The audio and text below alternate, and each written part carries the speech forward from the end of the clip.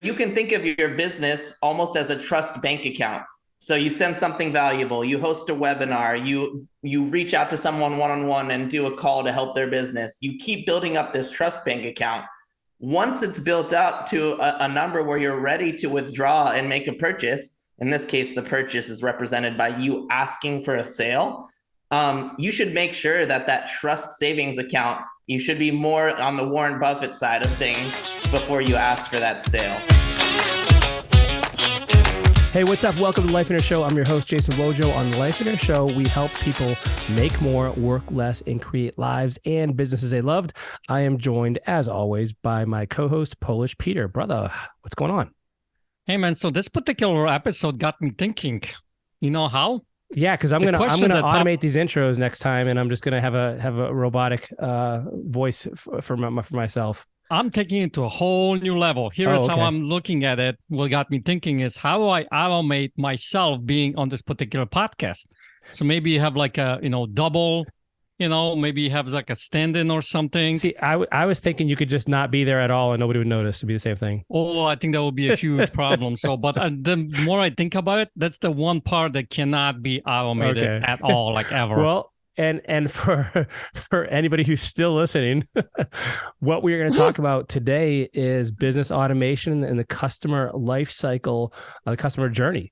And how do you kind of integrate these different parts of business in a way that kind of creates a fluid path for someone as they're exposed to your business, maybe from very first exposure, and they're even considering and learning about your business to all the way through purchase, and then continuing on from there to become raving fans and give you referrals. Dude, it's an awesome episode.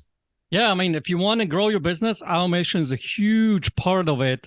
And one of the things that I want you guys to really listen to towards the end of the podcast, I asked him a question is how you actually automate this so it doesn't seem inhuman. So it doesn't seem like the company's just brushing you off and all that kind of stuff.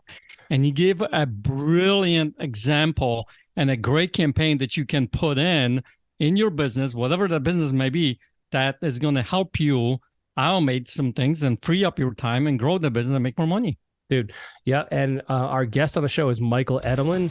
He runs Keap Academy, which is the educational branch of Keap, the software, which is the software LifeNair uses, formerly known as Infusionsoft. He's an absolute ninja when it comes to this stuff. He's super insightful, super sharp, and let's go into the episode right now. Here's our interview with Mychal Edelman. Mike, man, what's up? Welcome to the LifeNair Show. Hi, Jason. Hey, Pete. Thank you both for having me. I'm starting my day with you instead of a hot cup of coffee, but I wouldn't have it any other way. All right, well, awesome, dude. You hear that, Peter? I hear some gratitude, man. You could learn from him right now. Well, let's pour some caffeine into this guy then. All right. Oh, don't worry. We're good. There it is. Okay. All right, bring it. Let's do this. All right. Yeah. So, Peter, I met Mychal for the first time. Actually, it was, I believe, it was on one of the Keap Academy trainings. Mychal, along with Greg Jenkins, who also has been on the show in the past, lead Keap Academy. Tell us what that is, Mychal, and like what this is your full-time kind of gig at Keap, right? Yep. So Keap, Keap, is a software that's an all-in-one software that helps small businesses grow. It's a sales and marketing automation software. You mentioned Greg Jenkins. Him and I have been working for over a decade together, sometimes for Keap, sometimes Greg as a partner of Keap's, but he's always been intertwined with what I do. And right now I work at Keap as one of the leaders of an organization called the Academy, or Keap Academy. And Keap Academy is all about educating small businesses, yes, on the software, but really the software is about helping small businesses grow and succeed. So if you ask me what I do, I help small businesses grow. And the content and media that we produced is focused as much as possible at teaching people the strategies that we've seen work previously. And there is a strategy to it, right?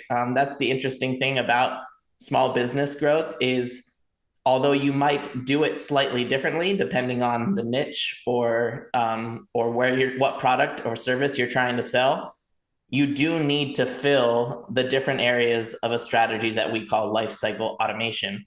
And lifecycle automation is something that's been developed before I got into the game, but it's about collecting leads It's about converting and educating those leads. And then once they become a customer of yours, it's about creating fans so that they come back and buy from you again. So that's where my focus lies right now.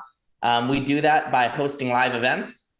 I really love our live events because I think humans are really missing connection these days, especially in the solopreneur and entrepreneur world.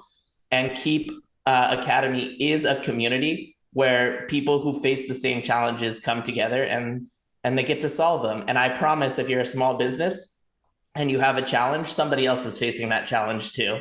I know that from my 10 years of experience of getting the same or similar questions over and over and over again. And that should be reassuring to you because you don't have to solve it yourself. It's been solved by somebody previously.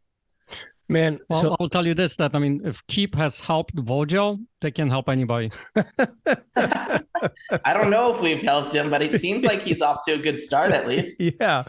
Well, dude, so this is why, I wanted to have you on the show because like you are in a pivotal, really very, you're perched in a very high level seat where you've seen so many businesses come through Keap and through the Academy.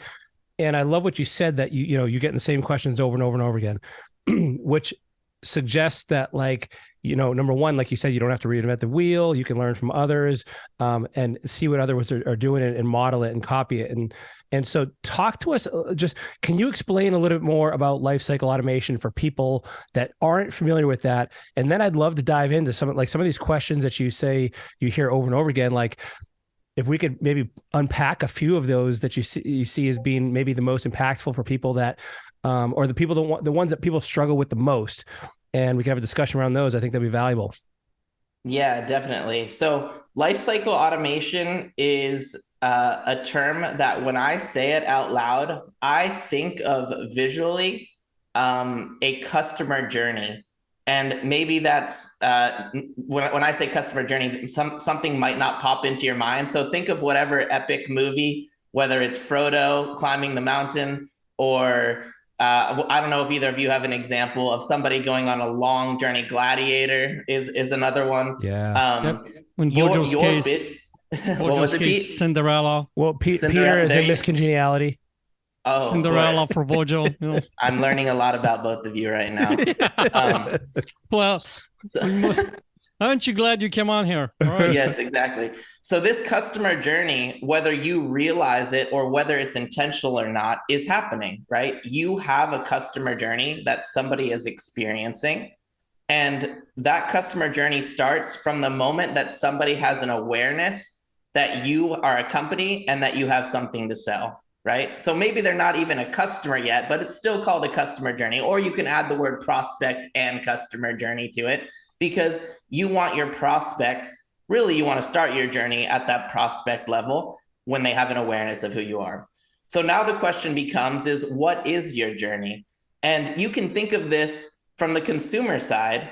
And I think we've all been through, excuse my French, crappy customer journeys, right? Mm-hmm. Where you're checking something out and you leave your phone number and email, and then all of a sudden you just start getting buy my stuff emails and phone calls all the time.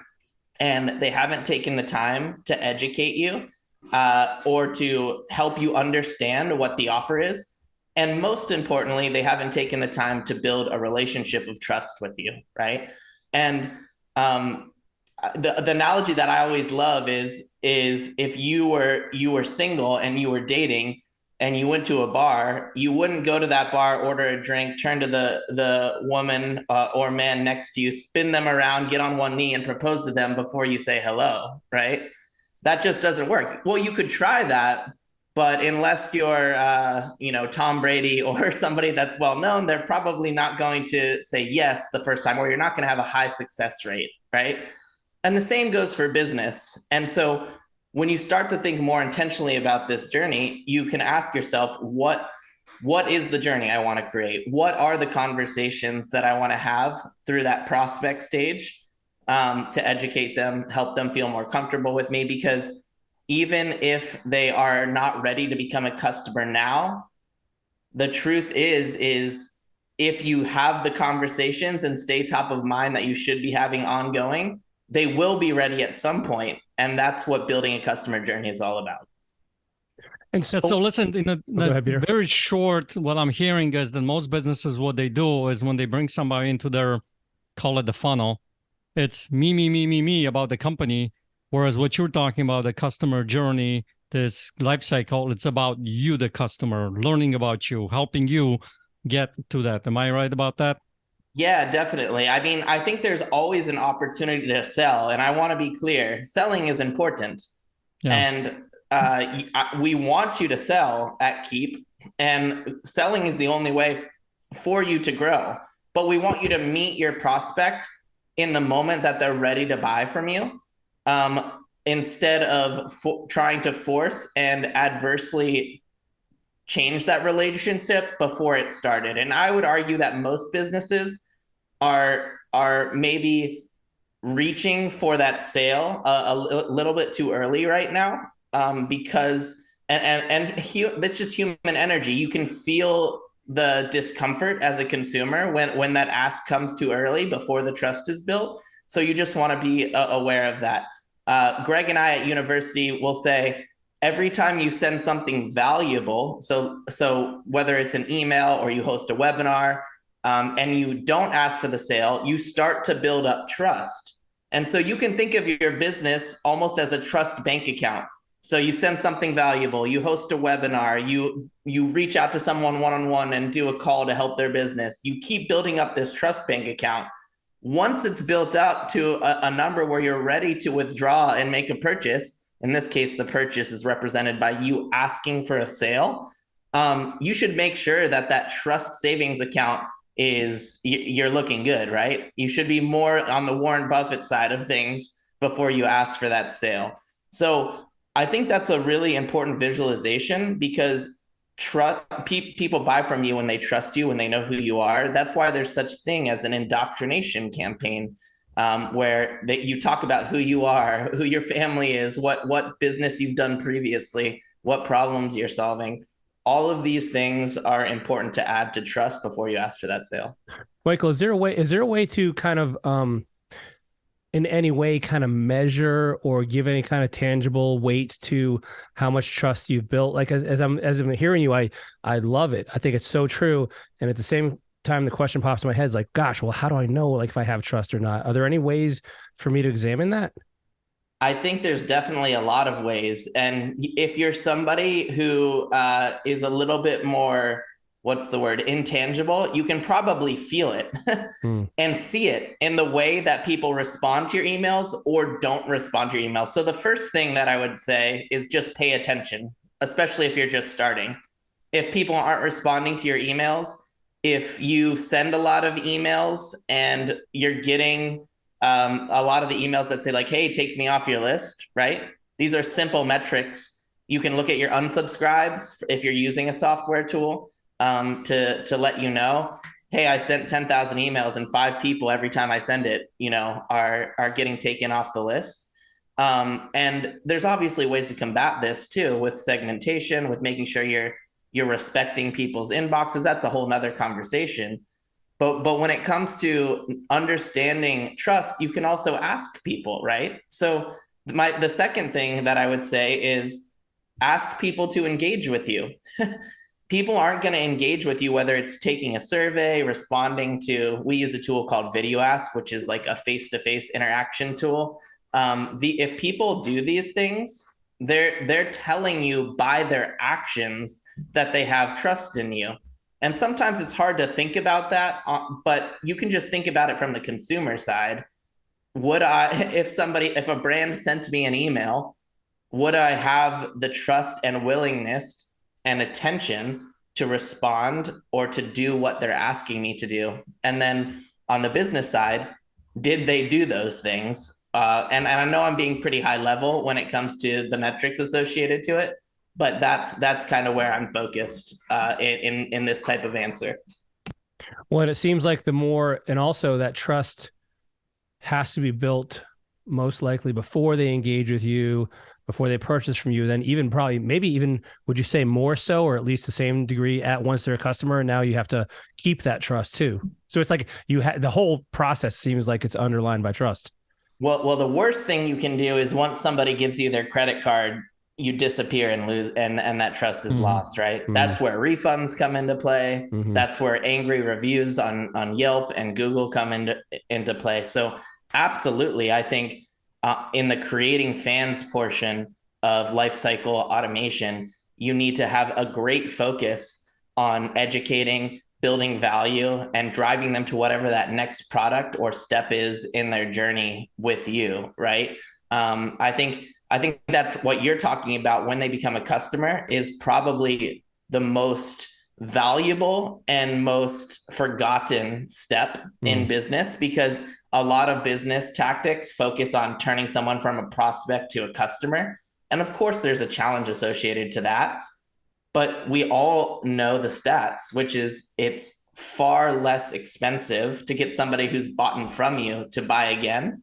But if you ruin that trust and relationship, it's not far less expensive. It's going to be impossible, right?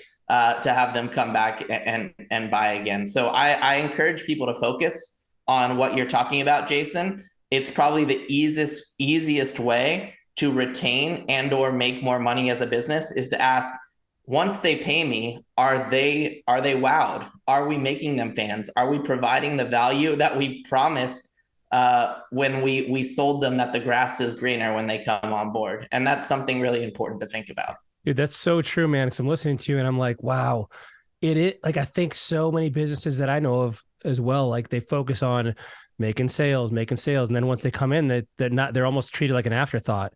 That's so true, man. And it's and really I guess true. And the other side is like, if you think about it, I could almost see like a bridge between building that trust while they're a customer and while they're actively, supporting your company and your brand, to the point of now you're kind of making a sale in a way to keep them there and to get them to refer other people, like, because that's a valuable piece as well.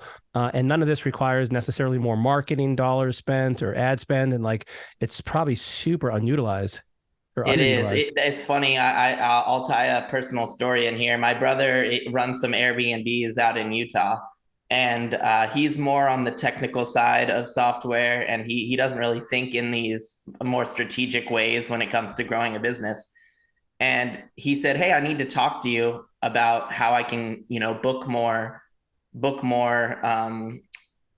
people in all of our Airbnbs around Park City." And so we get on the phone, and the first thing, I'm just letting him talk, and he starts and he asks me, "Hey, how can we run Facebook ads to drive people to our units in Park City?" And like, that's definitely an option. But I after he was done talking, it's directly related to this conversation. I said, "Are you following up with the people who already booked with you on Airbnb?" And he said, "You know what? We're not really doing that." And I said, "Well, you already have their information. You can message them. You know what time of the year they're available to travel. It would be really simple to make a 10% off code and just follow up with the 50 to 70 people that it already, and they've given you a 5-star review. Who's more likely to book, right? The new cold Facebook ad person or the person that has this relationship and trust?" I think that's a really specific example. And he's like, "I understand. I get it." And if you want to be even more thoughtful, you can ask them, "Hey, thanks for coming. Here's a survey. Take this survey and get 15% off your next stay." And then ask them, "When are you interested in staying in Park City? Put the seasons. Which properties interest you?" Now you're gaining segmentation, and you need something like Keap, right? Or a CRM to do what I'm talking about. But this is taking your business to that next level where the relationship is built through the transaction, yes, but you can build it by caring. And that's what I'm talking about here. And just using the information you have in front of you to continue that relationship. And dude, the other thing I hear here is like, this is universal for business. It's not just if you have X company, it's like, and if you're an X niche, like if you're a plumber, if you're doing Airbnbs, if you're buying real estate, it seems like this is applicable to like really almost everything I can think of.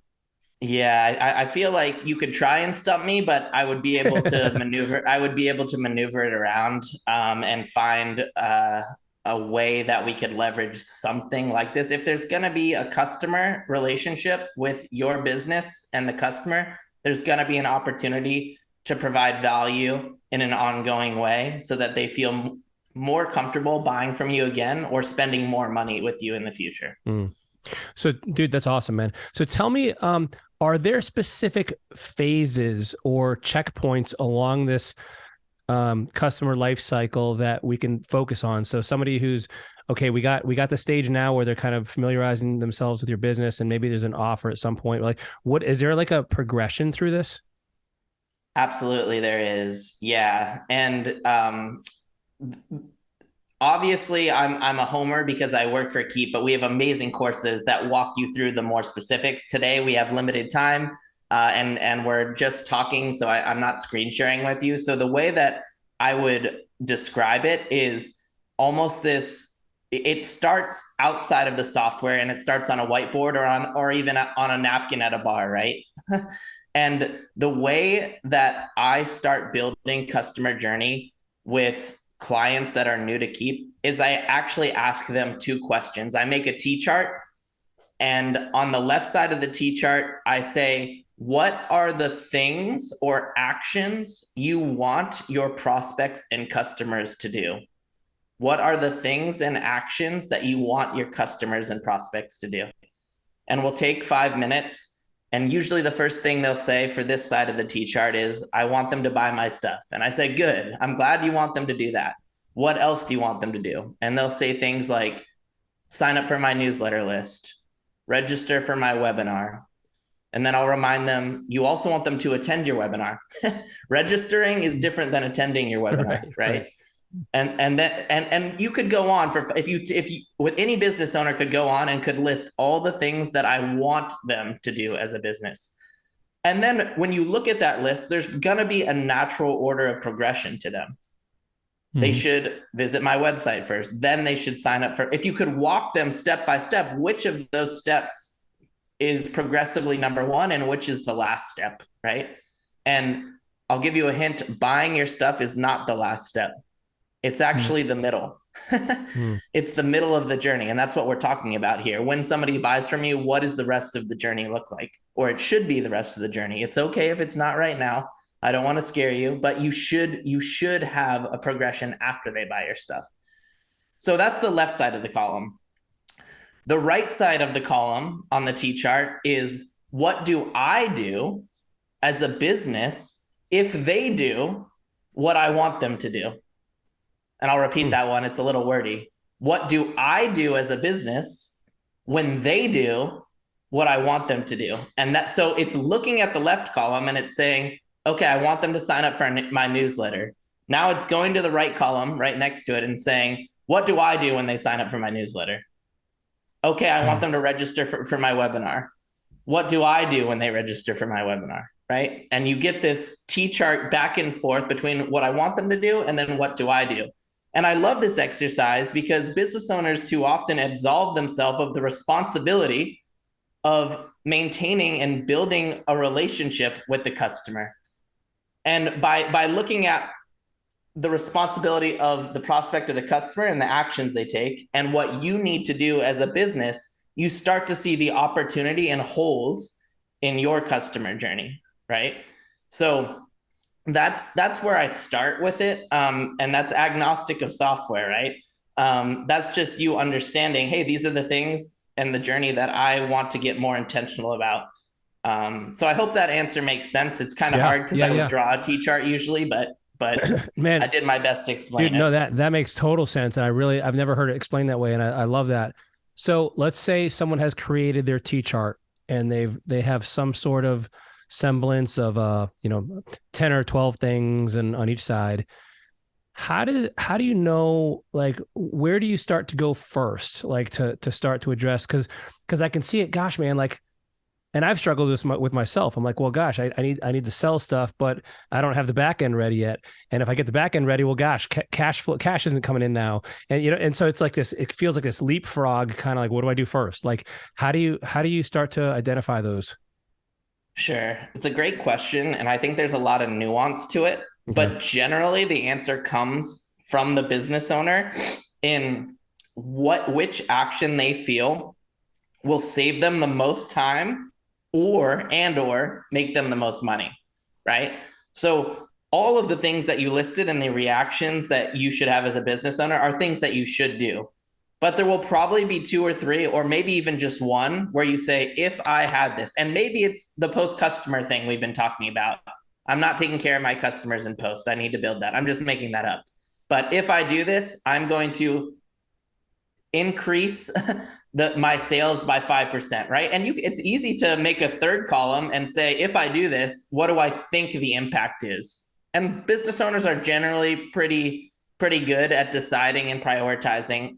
They know what's going to make an impact. So I know there's nothing there where it's like specific, because I do think it matters who you are, what your business is, and what is your biggest challenge as a business. So the last comment I would say is, if you don't have any leads or customers you're currently working with, and you don't have a website that you're driving to, building a lead capture form may sound nice, but now you're creating the next layer of problem, which is, okay, I have a form sitting on a website, but I don't have any traffic associated to it. And you do want to create that problem for yourself.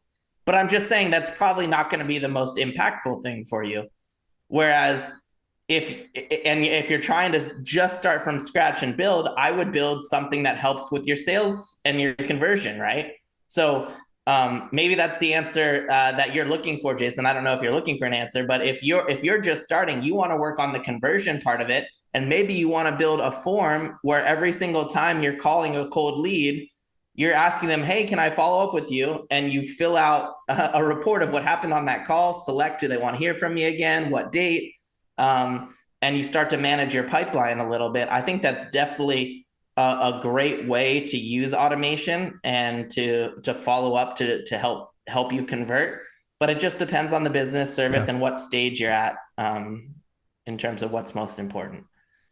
Well, and so I just had a visualization. It's like, what's the biggest hole in your bucket that's costing you either time or money that you can plug?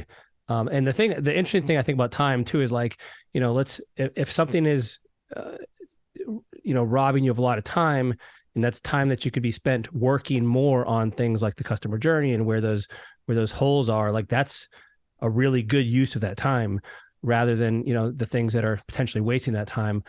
So I love that, man. Would you say this is something that a lot of business owners have no clue about, or they have an idea about? And so once they map this out, like what are likely some of the challenges they may have, or what are some of the challenges that you've heard other business owners through all your stuff with Keap Academy, like come to you with?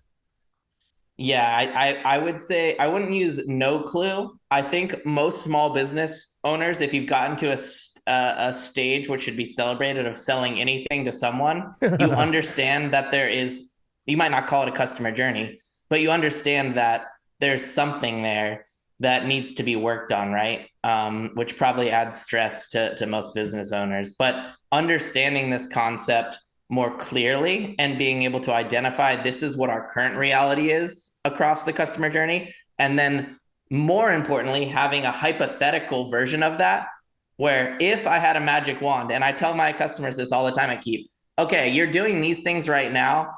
We can both agree it's not very good. What if you had a magic wand? Let's talk through each of the stages. What am I doing to capture leads? How am I nurturing them? What am I doing to follow up with people who become a customer? And we build this dream scenario, and this takes 5 minutes to do, but it shows you the opportunity that you have when it comes to what's possible when you get to the place you want to get within your customer journey. And I'm making it sound easy. It's not easy, but having clarity on what the opportunity is, I think, is the biggest thing. Back to your question. And what I would say is I don't think small business owners or business builders have clarity most of the time on what are the next things I should be building in my customer journey to help me get to to where I want to go. I mean, you've gone through this, right? A question back Oh at yeah. you, like maybe for our listeners is like when you started to look at life cycle automation and collecting, converting, creating fans, like tell us what was the thing that stuck out for like your business and where you wanted to take things. Man, well, the first thing I'll tell you is like once I was exposed to this through you guys, my first reaction was I am so overwhelmed right now because all of this is number one, like I started to see, as you guys explained it more, like more and more opportunities that I had not been capitalizing on and places that had to be addressed. And like, it was almost endless, man. Like I had a list of 20, 30 things and locations that I could, and it was really, so what I originally started doing is like, I do a little bit here and a little bit there. And then I had a bunch of stuff that wasn't done. And so I had to really say, no, I'm going to focus on this one thing. Now for me, the two areas that stuck out with my company, with Life and Air, is like we had almost no lead gen coming in other than word of mouth, and then our live speaking events. And so we worked on that, and then also the back end. Like once somebody joined our mastermind and coaching program, they were assigned to a coach and they had a group, but I kind of lost track of them. Like I didn't talk to them anymore. I didn't know what was going on with them. I didn't hear anything. So we created surveys. I set up a looping campaign to have me to call them and check up on them periodically to make sure that's going okay. I tried to really incorporate all these. Here's another thing, man, is we had a long-term nurture sequence that goes, it goes probably, I don't know, there's like 20 or 30 emails in there, explaining like each of the different benefits and some of the value they're getting, how to get the most out of the program, like how to stay engaged, like all these things that we never had.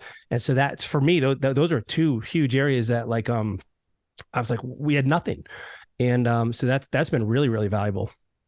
It's awesome to hear that. That's cool. And I think any business who's hearing this for the first time should be giddy with the opportunity.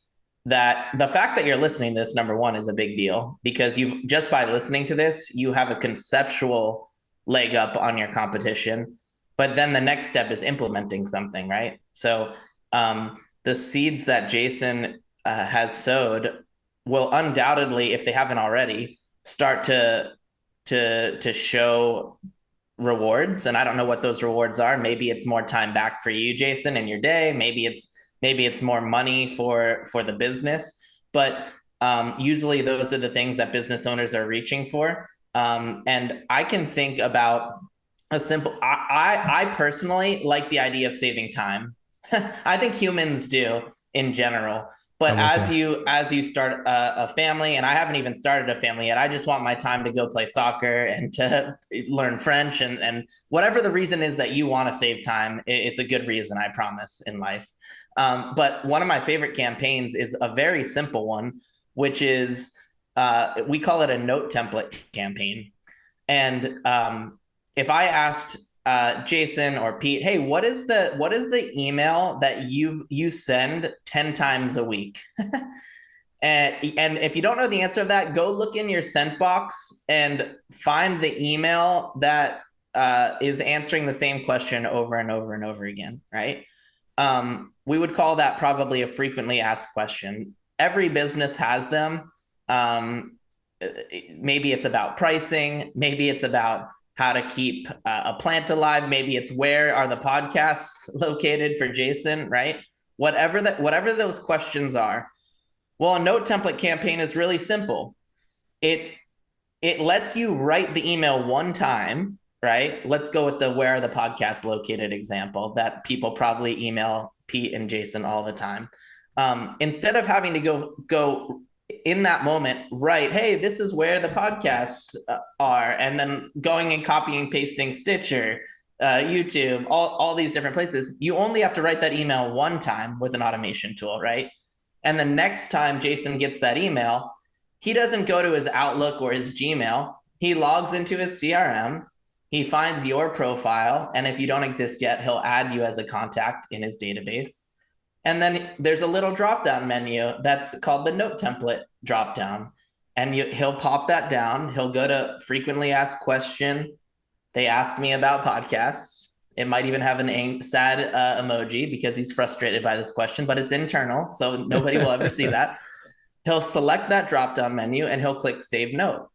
And just by the action of selecting that note template, it will trigger an email automatically from a customer service standpoint, reactively to the email that came in, right? And so that's just one email. But let's say you had 5 to 10 frequently asked questions in your business. And now it's not just Jason leveraging it, but it's Jason, Pete, Sally, Jim, everyone who's getting these questions over and over again. And you should ask, by the way, this automation isn't for you. It should be for your teams as well. You need to ask your teams, what are the emails that you're sending 5 times a week, 10 times a week?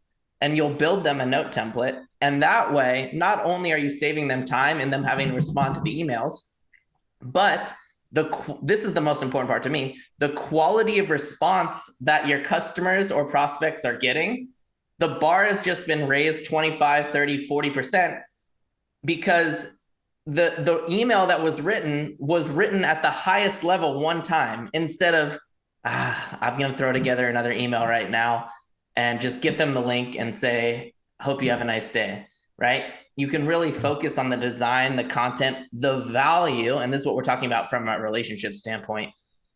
And every email that you send should feel that way, right? And that's how you craft brand, character, and trust. I know I keep saying that word, but that's what a campaign like this can do. So I wanted to give that example because when we say campaign, Jason, sometimes people get overwhelmed with the concept. Mm-hmm. This campaign is one email that you would usually send from your Gmail or your Outlook or whatever email you use. But now you're just doing it in an automated way where you can just select which email you want to send and it's just going to go out when you save it. Dude, so awesome. To that problem, what I did is when people ask me that question is I have already know what you're going to say. Email that replies back to them. It says, call Jason and I give him the number. There you go. You drive That's how I solved that problem. Yeah. So listen. Like that. So on the serious side of a question, man, I love the campaign that you just mentioned to us because I think it's a huge opportunity for business to just that one thing. It frees up a lot of your time. My question to you is this, because this happens, we see a lot of times in businesses where they automate the processes, but what they end up doing is they end up losing that relationship with that client, with that prospect, because they automated it. It's very generic, very like, I know this is a computer and I know this is, they're just like brushing me off kind of a thing, right? Yeah. How do you make this campaign, this type of a campaign personal so it doesn't look like it's just, they just want to get rid of me. So it's still created relationships and keeps that trust going.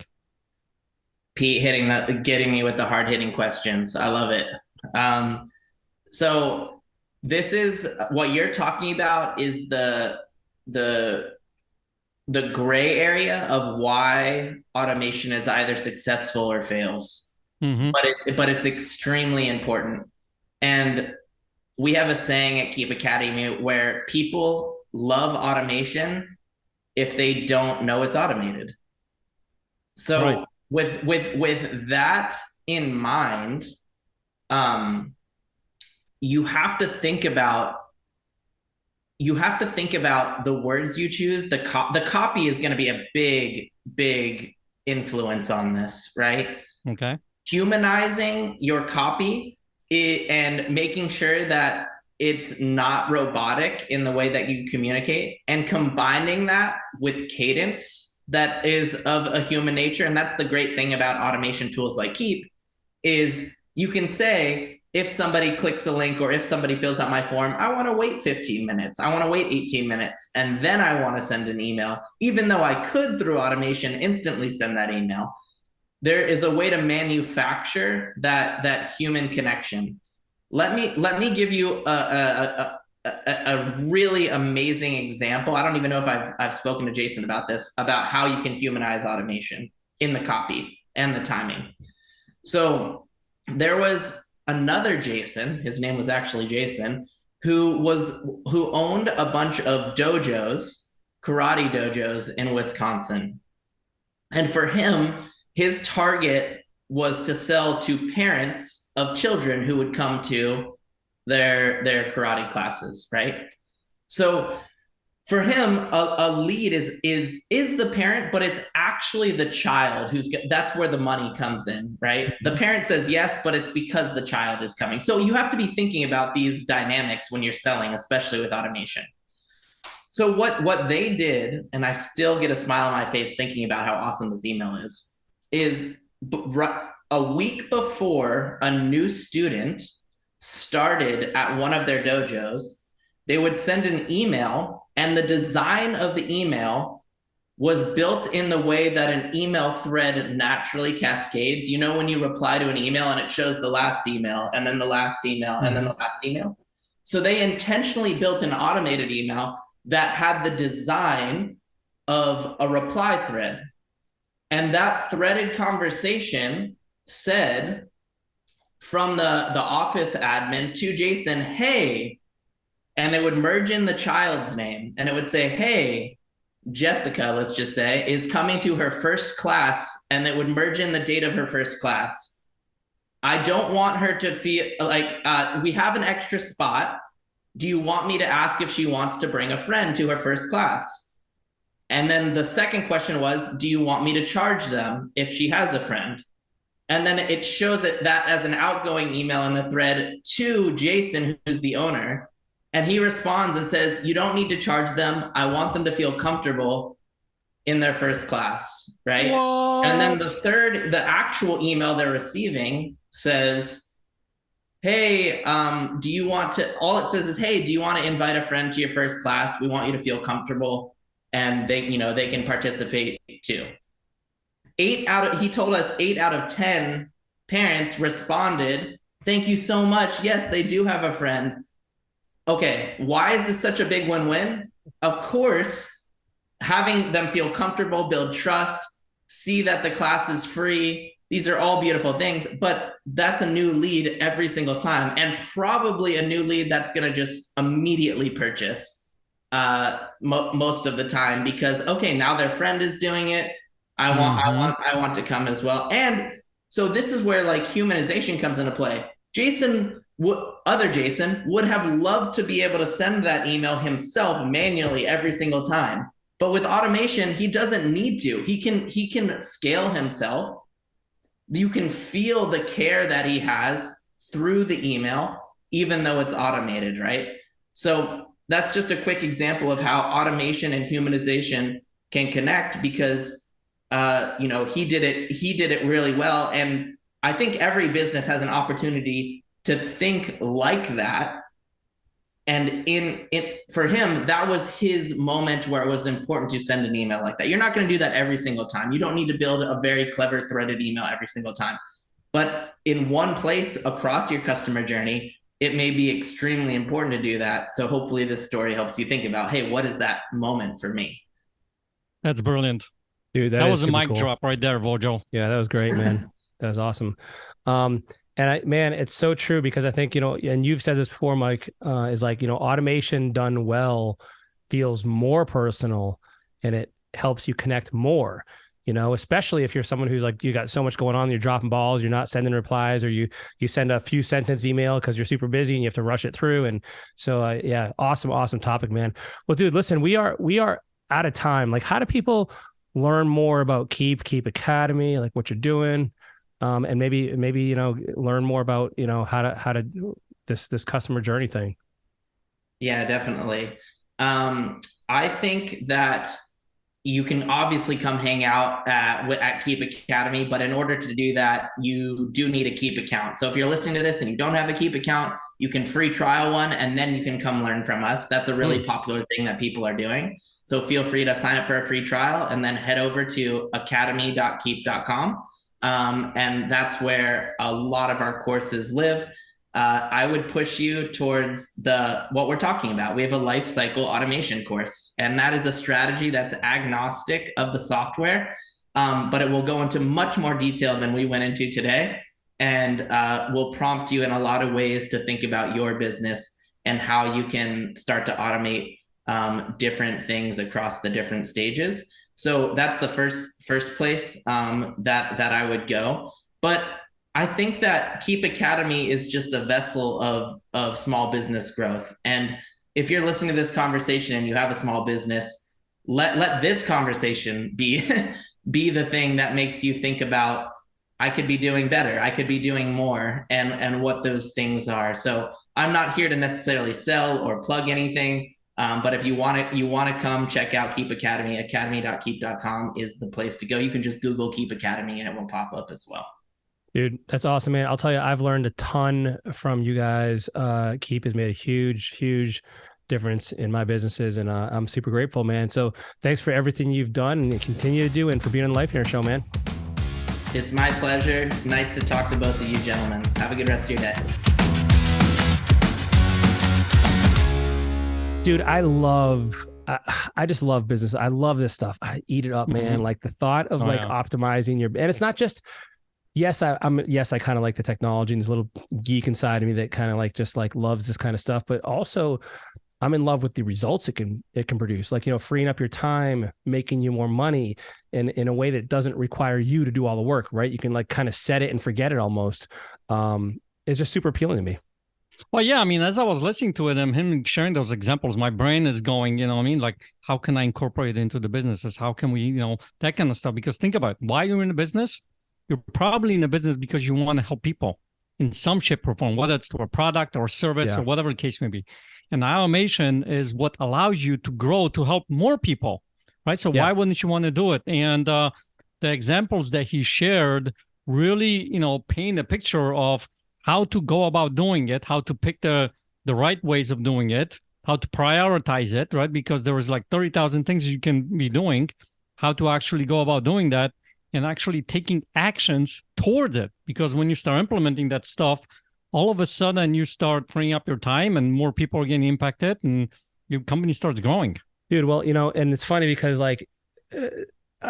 when I first started running Life and Air, we had Infusionsoft, is called back then, and it turned into Keap, and we were using literally probably 5 or 10% the most of its capabilities. And so I was telling Mychal, when I first understood what this stuff was capable of and what the software and the platform was able to accomplish, it was incredibly overwhelming because I pictured this bucket of water just spilling out everywhere. Which hole do you plug first? And so I loved his advice there, what's either going to save you time or make you money. Those are two huge, and ideally both, right? Those are two huge criteria that people can look at. And by the way, it doesn't have to be Keap. This. Don't feel like this episode is only valuable if you have a CRM like Keap, because it's not. Because the principles are identical. Oh yeah, you can apply. Listen, I have a quick example. Just yesterday, I'm part of this one company that's a recurring program. My credit card expired, so I went to the account to try to update the credit card. It won't allow me. So I reached out to the support.